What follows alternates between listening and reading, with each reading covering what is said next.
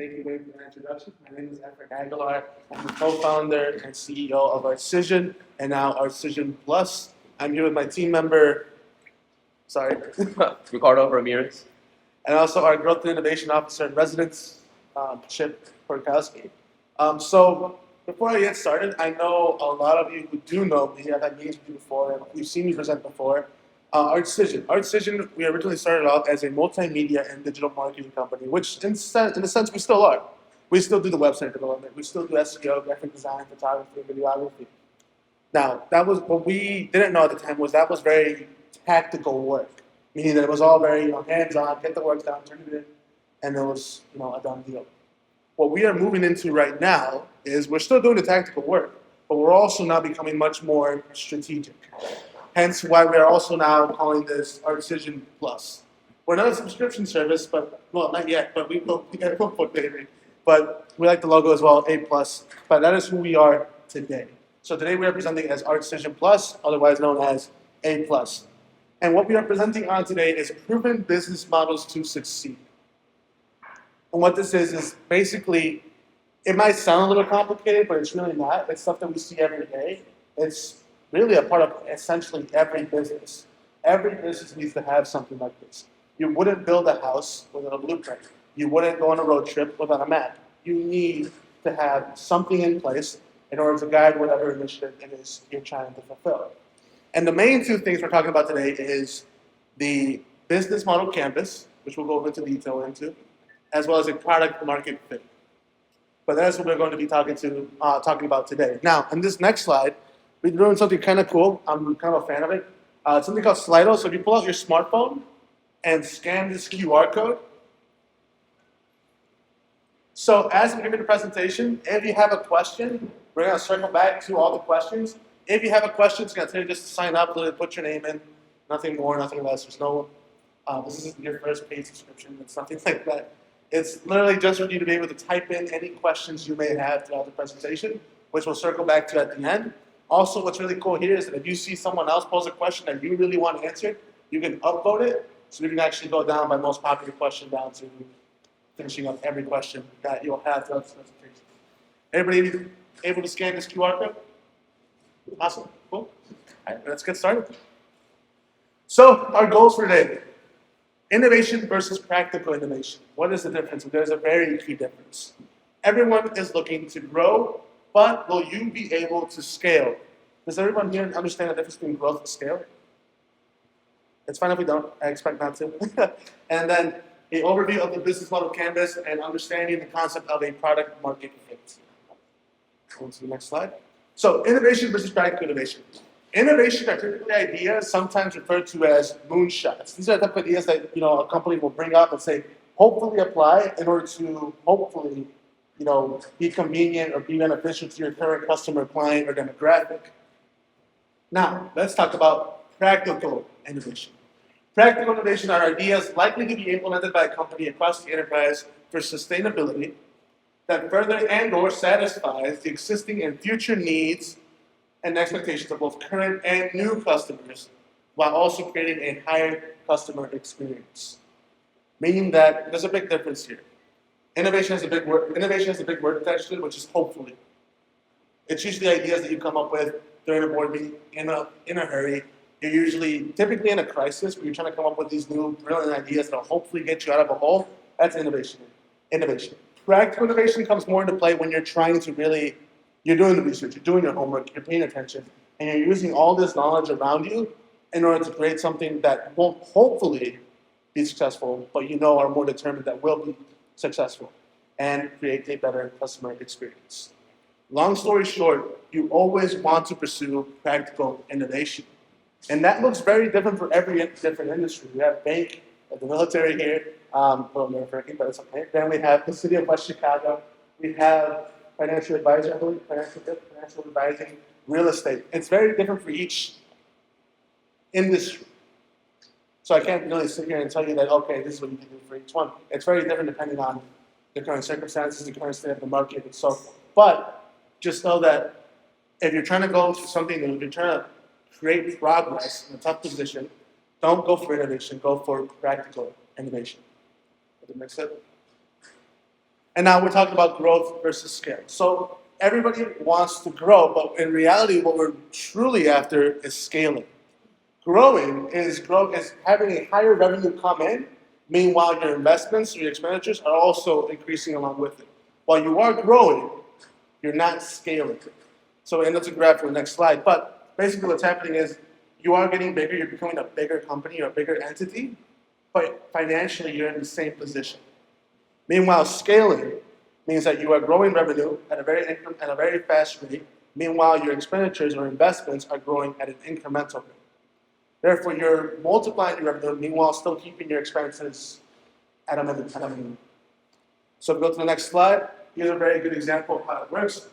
So as you can see, growing consists of a lot of, again, you're growing your revenue, and your costs are also growing along with it, so your investments are kind of going along with your growth.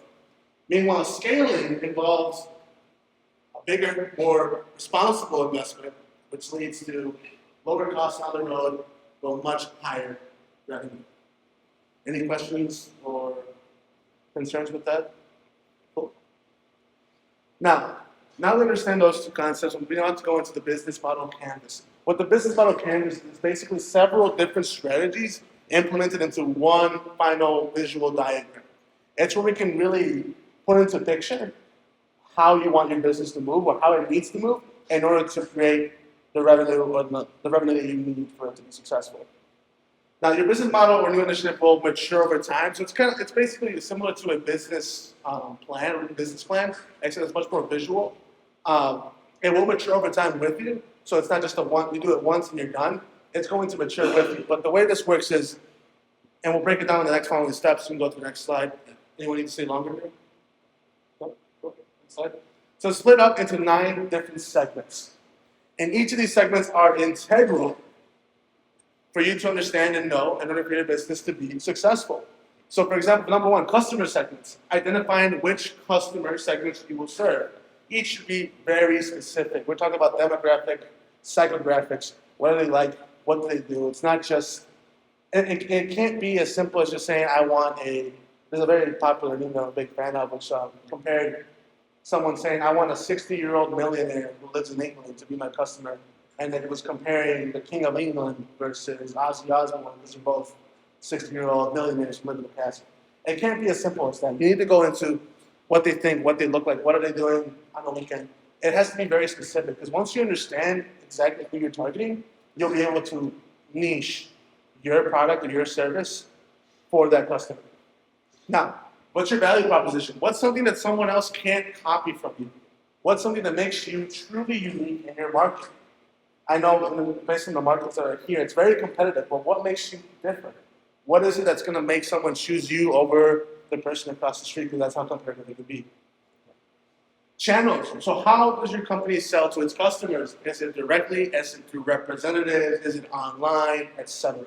How are you going to be targeting consumers? Are you going to be an online business, door-to-door sales, networking?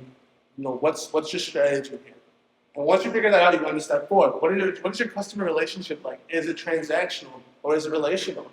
Are you going to create more of an empathetic approach, one-to-one, and we care about you? Or is it more transactional, where you pay us and we help you, and that's when we move up the board? What direction are you trying to move about with your customers? Then we go into revenue streams. The specific ways you make money. Are you selling a product? Are you providing a service? This is how you get paid. I love Mark Cuban when he said, follow the money. We are in a business. You need to follow the money. Where is it that you're going to be able to get paid? Next is the cost structure. This is the left side of the BMC, and we'll pull up the BMC up here for you as well, and we'll compare it to some other big name businesses so you can see how it works. So now, key resources. What people, equipment will you need to make your business model or initiative work? For example, for us, what we really needed in our business when we started was a camera and a computer. That's the very minimum. But we needed a lot more software. We needed other additional cameras, a microphone, which died on me, and so forth, battery. And then key activities. What are the critical activities that are required to make the business model successful?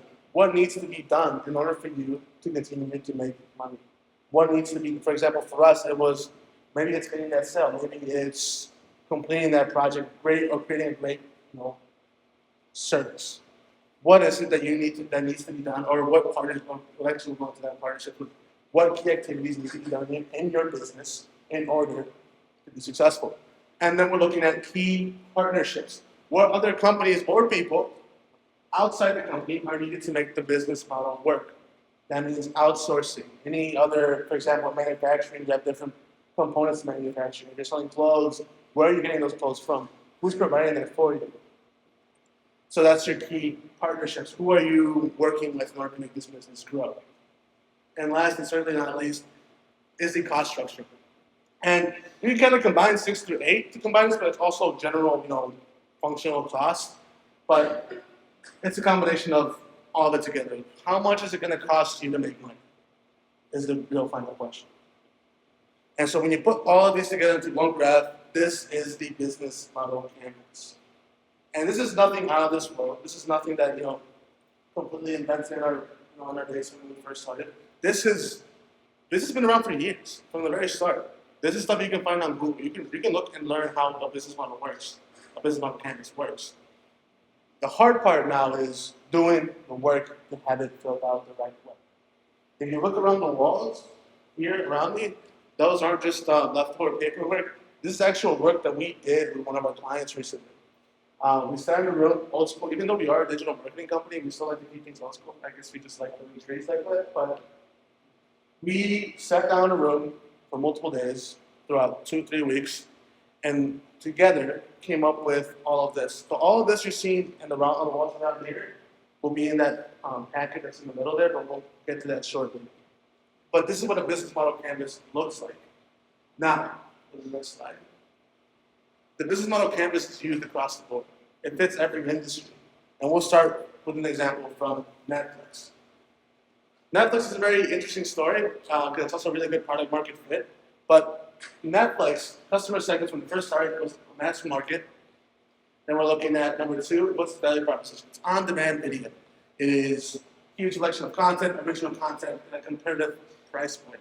There was nowhere else we were going to be able to watch that many movies in your own home. For it was like $8 a month at the time. And then going into 3, what other channels? Website, app stores. It was all digital.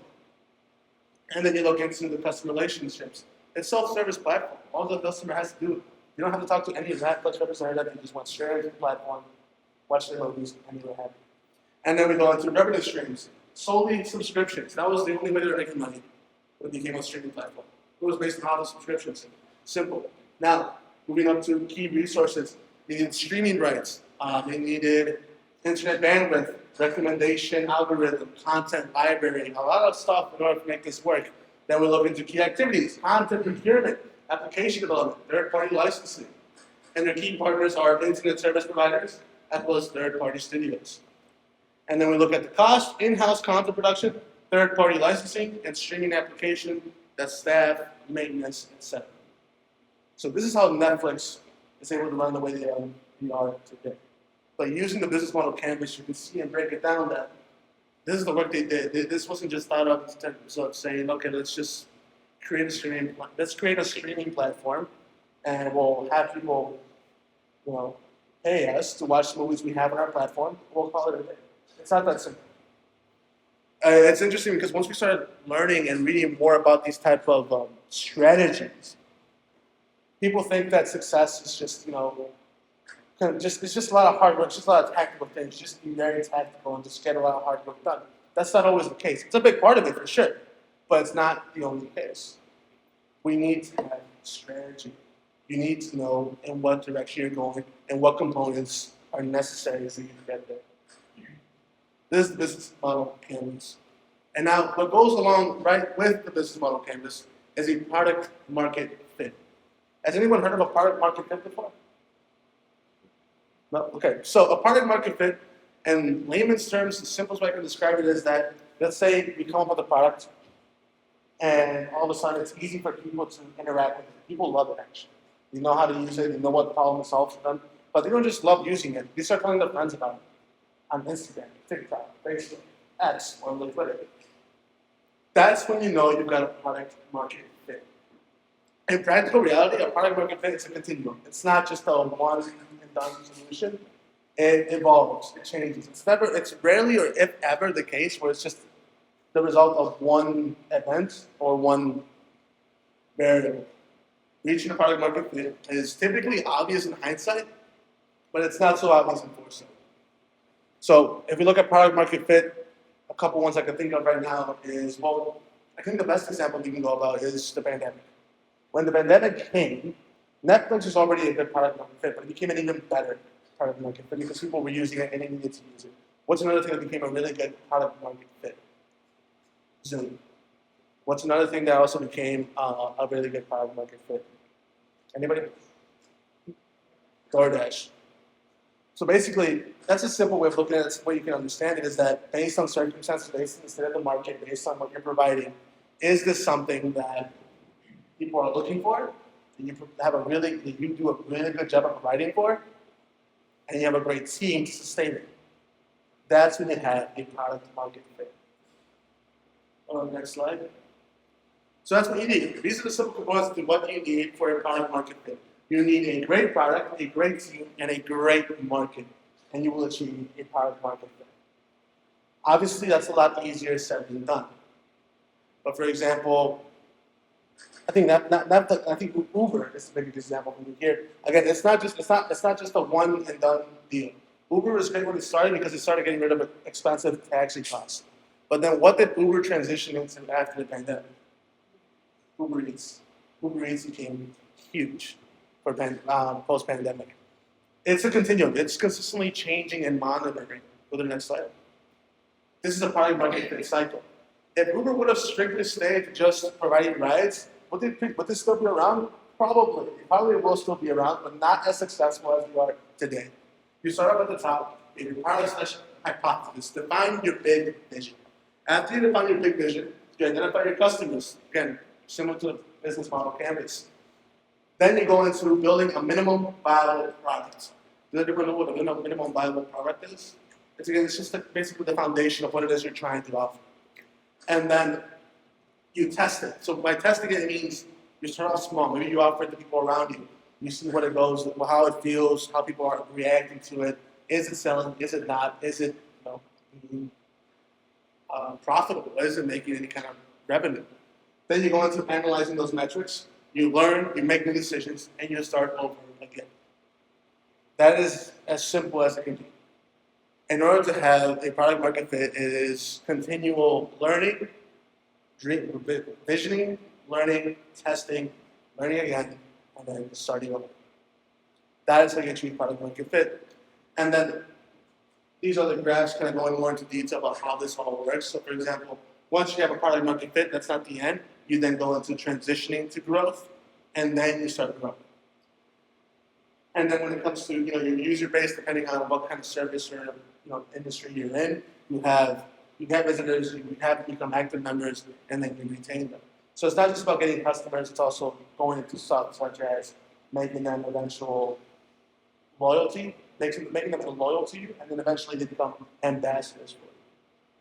When you have someone become an ambassador for your business, that is the best possible thing you can do for your business, is have someone else become an ambassador.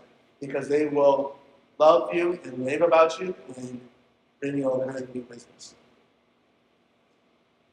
In order to understand all these things, we need to understand KPIs.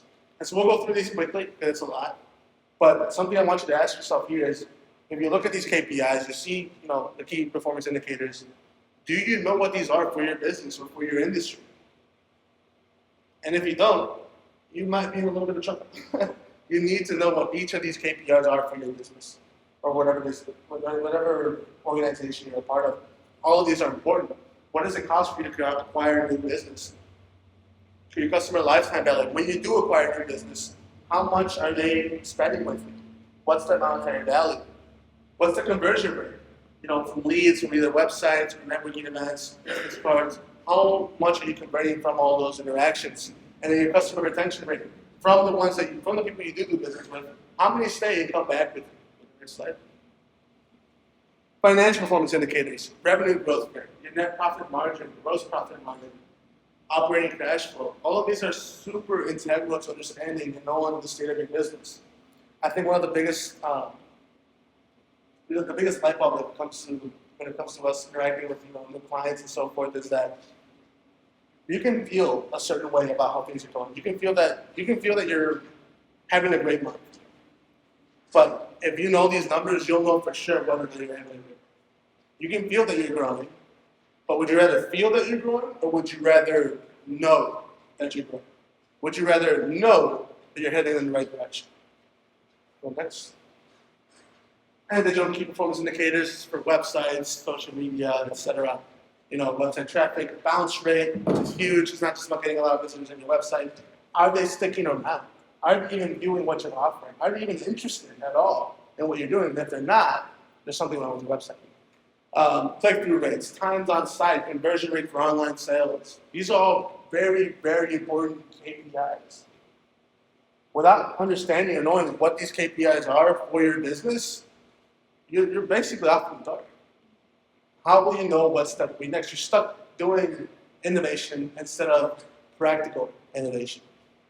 Now, I know I just spent a lot at you, but all this work here that was on the walls, and it's not all on there, but a very good part of it, which I didn't put in this presentation because I wanted you guys to actually see it, is that packet right here. It's only this, consider it a case study for one of our first clients that we did this with, and that is called a brand set.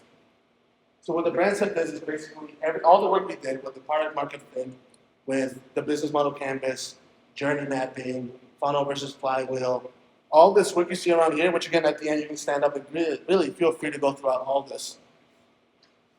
Build them a strategy for success. And not just typical success, but success with velocity. We built a roadmap for them to scale with velocity. And so go to the next page. So this is the case study. That's the packet you're seeing in front of you. Again, feel free to look through it. CF Equities originally came to us with the idea to become an online financial advice influencer. They wanted to achieve growth through posting homemade content such as newsletters and podcasts. They planned on targeting Gen Z as well as Gen X through social media.